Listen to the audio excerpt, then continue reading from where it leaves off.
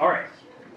Today, all we're going to do a few problems where we basically talk about congruent again one more time. I know that was a word that we've had since chapter 1. We're going to talk about congruent notation for it, and we're also going to do a theorem today. We actually have two that I want to cover today. All right. So we'll get started here in a second. All right, let's talk about the word congruent. Do the definition of that first. Okay, what do you guys remember? We've had this word on since chapter 1 test. Right, what do you got? Exactly right. It's equal, right? It's actually.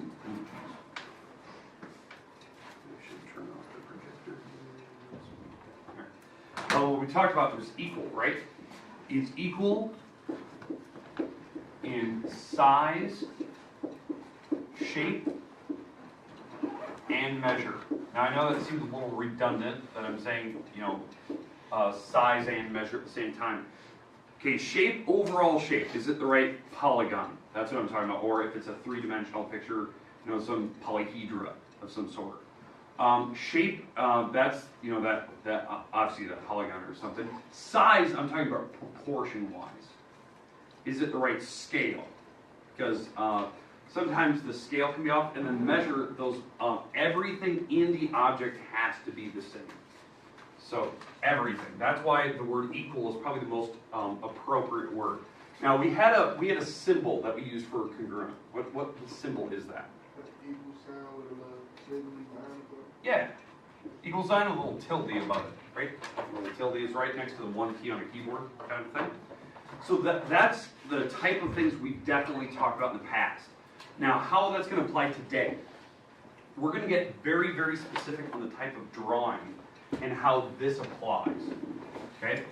So we're going to do a few examples to talk about congruent itself, and then we're going to get into these first couple theorems. Now, there's something that a lot of people don't realize about congruent, other than the basic definition. When you say things are equal to each other, congruent, you have to be super specific. I never told you that before, up until this point. I just wanted you to make sure that you understand that certain things are equal. You know that this piece is equal to this piece. But what I'm talking about is about congruent.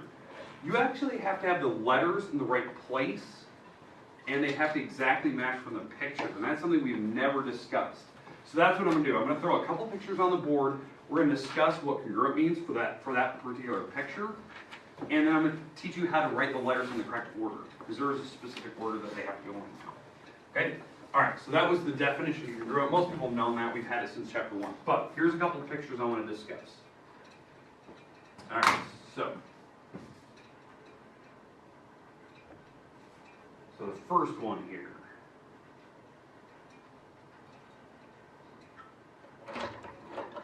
Okay, so those are my two shapes. Now, what type of figure is this? What type of figure is that? Okay, they're obtuse triangles. Yep, I agree with that. They're probably past 90. Okay, so they're obtuse triangles. What else do we know? We have obtuse. What's the other word we've used? Not isosceles. Scaling. Yep, scaling. All three walls are different. All three angles are different. But we have two different pictures here, right? We have the top picture and the bottom picture. Do you notice that they have the same markings? Right? They have a single marker for the wall. They have a single marker down here. They have a single marker for the angles. They have a double marker for the angles. They have a double marker for the sides. That type of thing. What that means, when you have two pictures that are right next to each other with the same markings, that means that certain items, certain sides, certain angles are exactly congruent to each other. They're exactly congruent. So these pictures are actually perfectly matched. All the walls are equal, all the angles are equal from one picture to the next. So these two triangles are said to be quote-unquote congruent to each other. Okay, that's the idea, because they have everything matches. That's the idea. That's what we're going to be working on for the next couple days in here, which I know it seems easy. You can see the picture, but everything has to match. If one of the items is different, let's say that this marker has a 4 on it, not a 3, now they're not equal to each other anymore. Certain things are, but not the entire picture.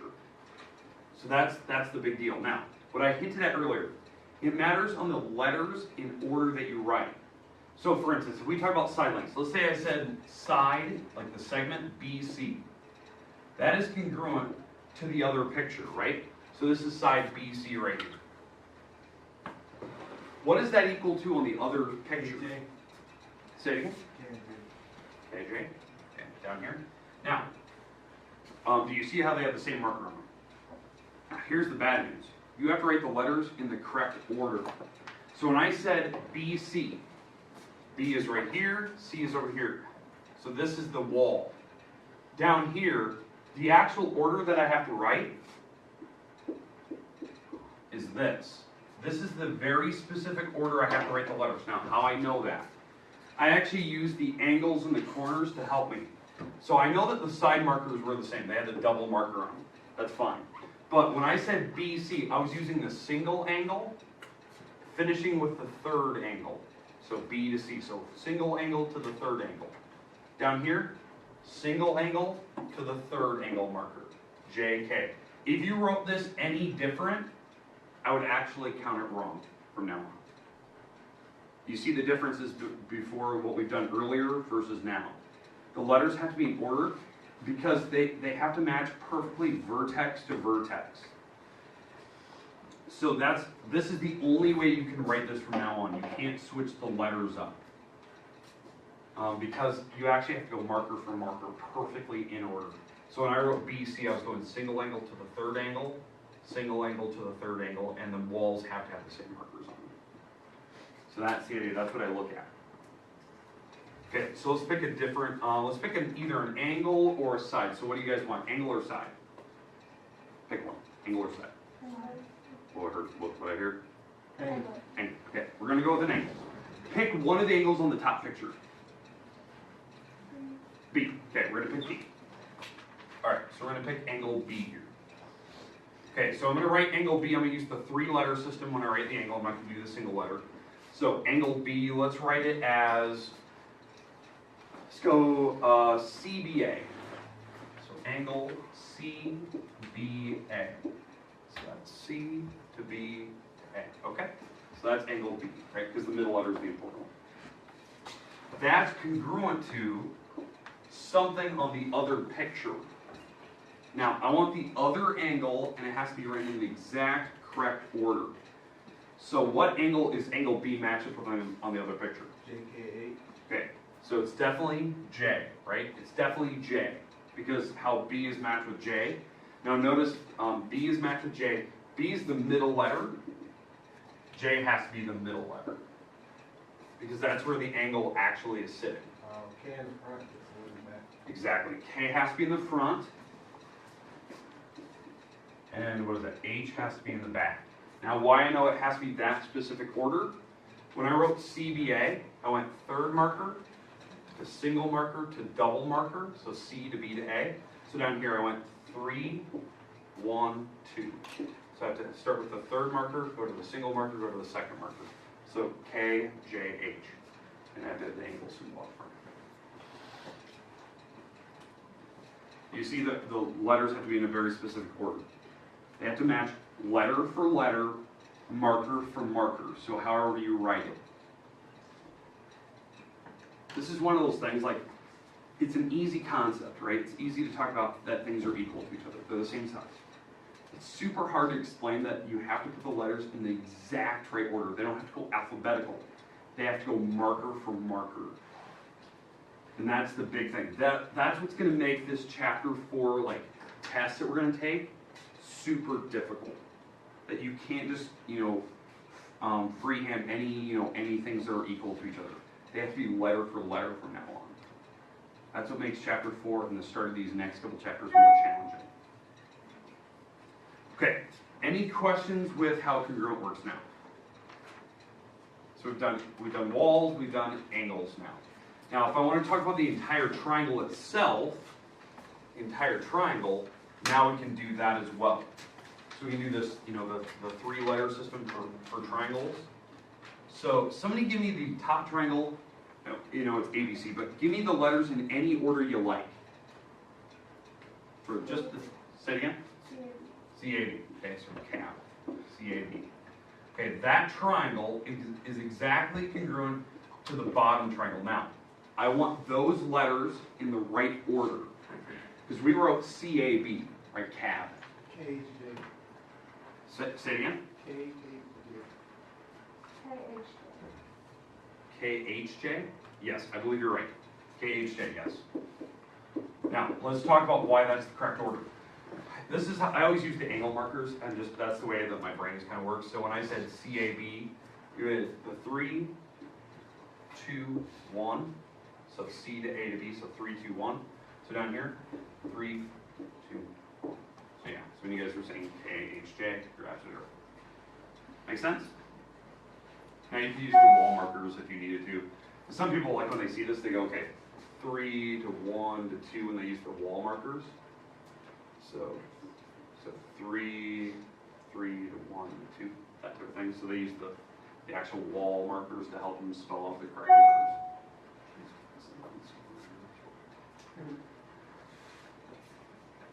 Okay. Any questions with the word congruent today? All right. That's going to be the big deal for the next assignment we're going to eventually get later this week. Not any time today or tomorrow. It'll be later this week. But I'll be testing you on whether you can write the letters in the correct order. Do you know which pictures are equal? Now, how this works, now that we know the notation, and we know, like, we have to write them in the correct order. We have 2 theorems that are based on this system now. 2 theorems. We have theorem 4.3 and 4.4. 4.4 is something we've definitely seen before. It's just we're renaming it to a new name for this chapter. And 4.3 is kind of a new one. It's one of those theorems that you get. It's pretty obvious when you first see it. I'm actually really surprised this theorem 4.3, is not a corollary. And I'll explain that one once we get to it. But any questions with what we just did here, the first part? Okay, let's get to our theorem today. So theorem 4.3. I'll start with a picture here.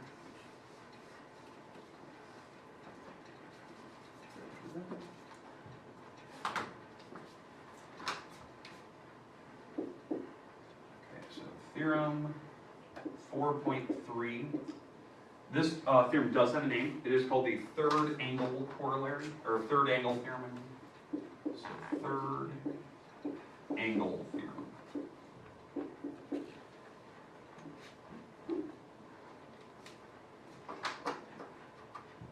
Okay, so here's the word that it says.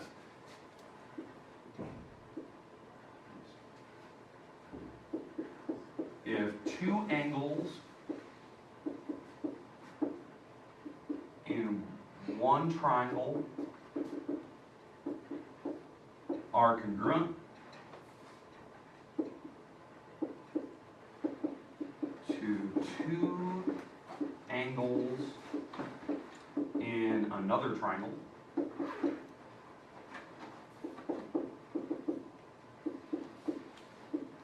then their third angles are congruent.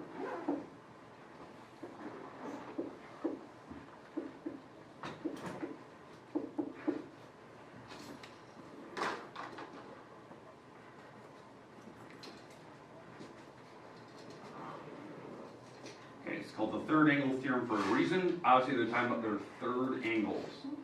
So, two different triangles. We have one triangle, another triangle. Somehow, it doesn't matter if they're attached to each other, if they're separated. So here's my 2 pictures. We have certain angle markers that are matched. So I'm going to call this first triangle ABC, and this other triangle XYZ. No particular order. So I need 2 angles from this first triangle. So somebody just pick 2 angles there on this first triangle. Any 2. AC. Okay, so let's say A and C. So there's my 2 angle markers, right? A and C. On the other picture, we're gonna pick any 2 of these. I'll pick the same ones that look the same. So X and Z, like that. So I want to make the pictures kind of look the same, so there's no strain about which ones are the same angles. So visually, they look the same. Okay, so what this theorem says is if 2 angles in here are matching 2 angles in there, the third angles have to match. Well, Most people look at this and go, common sense, duh. Has to work. But why? Why does it have to work? It's actually based on a previous theorem that we've used. That, you know, whatever these add up to be, they'll add with this mystery angle, and what do all three angles have to add up to be? 180. So angle A plus angle C plus the mystery angle, which is angle B, that's my mystery angle, has to equal 180, right? So these two we know for sure. We just don't know the mystery angle. And on that triangle, it's the same setup, right? X plus angle Z, those are the two that we definitely know. And the mystery angle is angle C, that also has to make 180. Well, we know for a fact that these two angles are matching. They gave us that in the very beginning of this theorem, that the two angles match from one triangle to the other triangle. So those match, and we know that these are obviously the same thing. 180 is equal to 180. So the reason why these have to work is because it's based on a theorem that we called the supplemental theorem. It was back in chapter 2, that when angles are adding up to make 180, they're supplementary, right? But we notice that they're sharing the same angles. So these things are actually matching. So the only thing that it's different here on either equation, because these are exactly the same thing, and these are the exact same thing, are these two. That's the only difference in the equation. Those things have to be equal to each other to make both equations work out to be the same. Because, like, for instance, if I give these numbers, let's say this is 30 and 70, and this is 30 and 70. It forces this mystery angle to be 80. It forces it to be 80. Because they have to add up to be 180. So they have to be the same angle. It's called the supplemental theorem for a reason. Supplements of congruent angles are congruent. That's the actual terminology that they use. Question? Shouldn't that be angle Y? And not Angle Z? Y, yeah. Angle Y. Yeah, sorry. Angle Y. Yeah, thanks. Yeah, angle Y. I didn't even realize that. Okay. All right, any questions with the quote-unquote like supplemental theorem, or what they call the third angle theorem? The third angles have to match. It's actually what you guys were doing on the homework page 250. You're finding like the mystery angle in the picture, because they have to add up to 180. That's what makes this one work. Okay, questions, comments about this? Now, why this is important, why did I want to share this one with you, other than just it's a theorem and I'm required to? It's because this can actually help us prove that certain triangles are actually equal to each other, that they're congruent to each other. Because most of the time when you have pictures, they always have the side markers thrown in. The one thing that they don't throw in are angle markers. So if we know certain angles in a picture, we can actually figure out that their third angles have to be the same as well. And that's actually one of the pictures I want to show you. Show you that we can force that certain angles have to be the same. Okay, questions, comments? Okay, let me get rid of this one. Hopefully everyone has it written down. I want to show you the picture of why this one can be useful.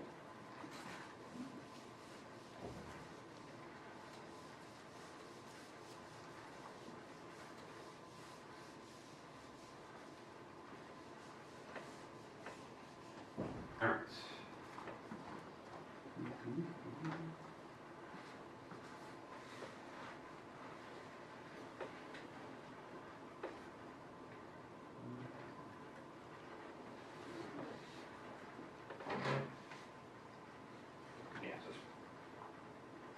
All right, this is the one that I was talking about. This one actually uses this third angle corollary, or third angle theorem, to prove that the triangles are exactly the same triangle. Okay, so right now, do you notice we have the three walls matching? Okay, three walls match, but we don't have certain angle matching. Okay, on this picture, I know for sure that this angle L is equal to P. That's fine, they have that marker thrown in. There's two triangles that are actually connected. Now, is there another angle that both triangles have in common?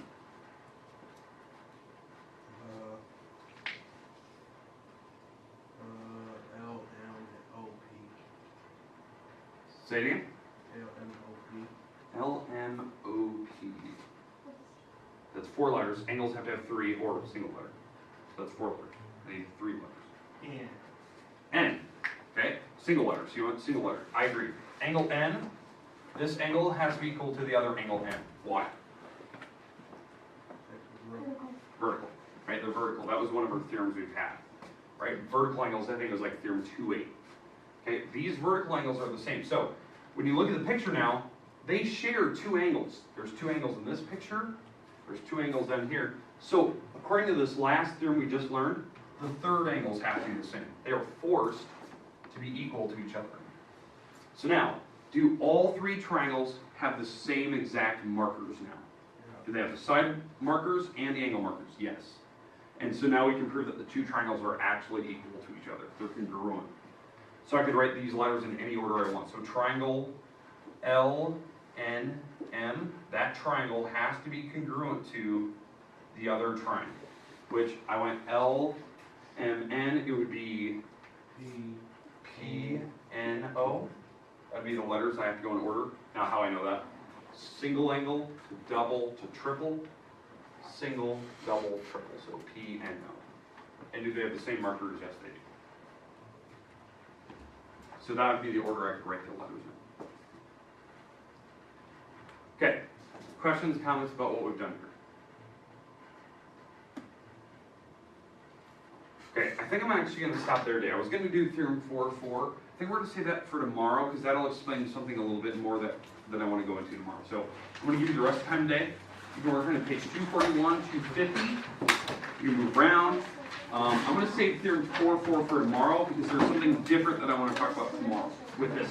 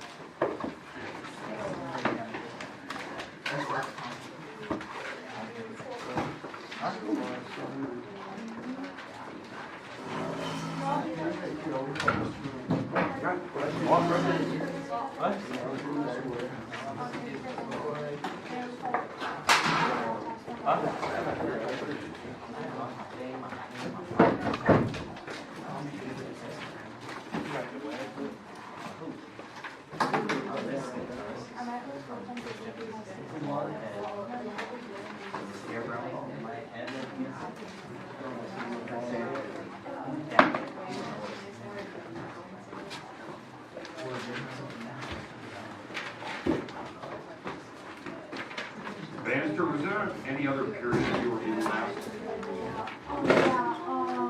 You like period 8? Okay, maybe you're not in. I know I had it done, I just don't know where. But I'm gonna say no, I couldn't. Garrett.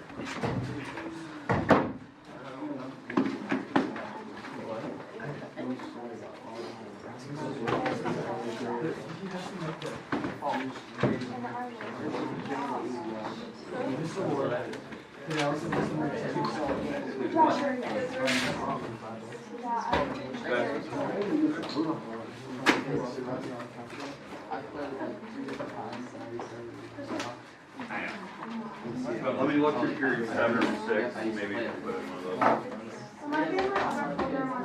Okay, if you want to go look, you can go look. That was under it.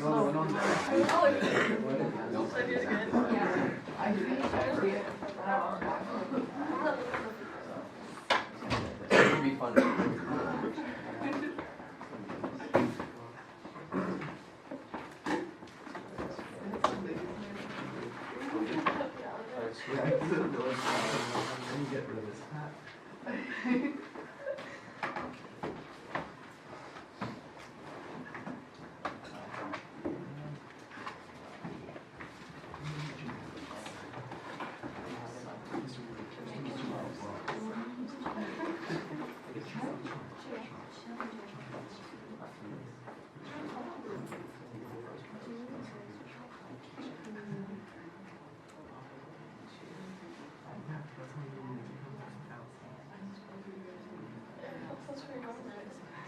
Yeah, it helps.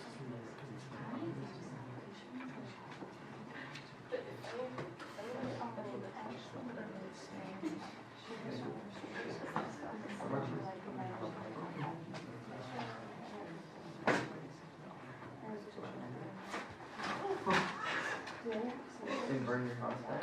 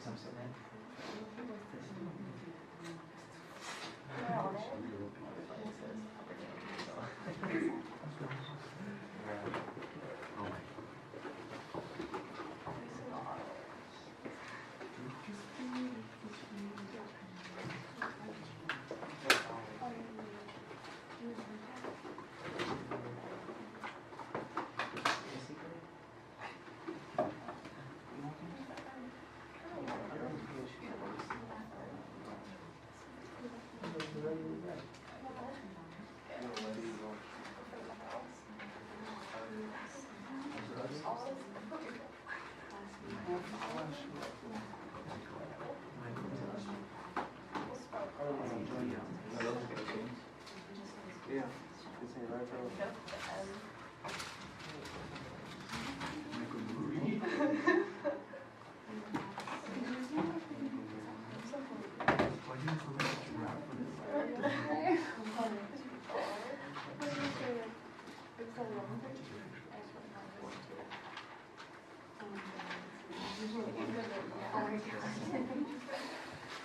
How do you know how to read cursive? When did I like second grade?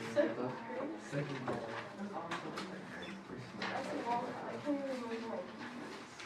I remember my first teacher, Mrs. Lowe, my favorite. She wasn't trying to